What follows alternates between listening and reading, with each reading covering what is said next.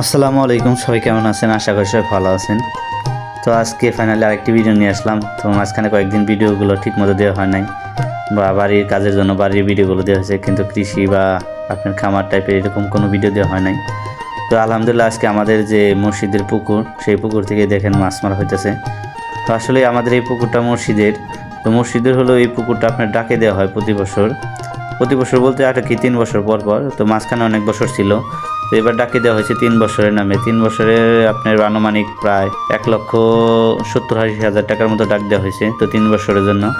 তো আলহামদুলিল্লাহ যারা পুরো ডাক নিয়েছে তারা যদি ওইরকমভাবে চেষ্টা করতো মাছগুলো লালন পালন করার বা চাষ করার, কিন্তু আসলে তারা ওইভাবে কোনো মাছ চাষ করার চেষ্টা করে না। যা টুকটাক হয় ওইভাবেই আর কি চাষবাস করে।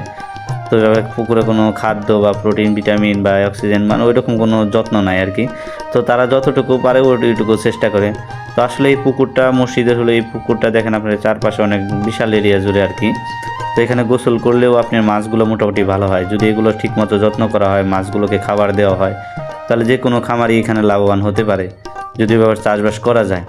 কিন্তু যারা মোটামুটি এই পর্যন্ত যারা নিচ্ছে ওইরকমভাবে তারা গুরুত্ব সহকারে চাষ করে নাই আজ পর্যন্ত। তো দু একজন হয়তো বা আগ্রহী থাকলেও আর বাকি সবাই অবহেলা করে আর কি।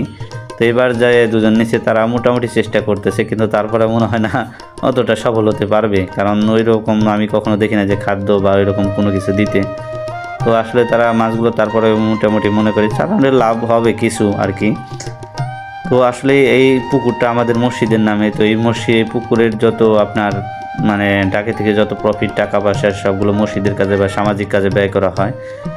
তো এই হলো অবস্থা। তো আসলে এই পুকুরটা আপনার আমাদের গ্রামের আর কি মানে যে সামাজিক উন্নয়নের প্রধান আর কি একটা উৎস যদি বলি আর কি।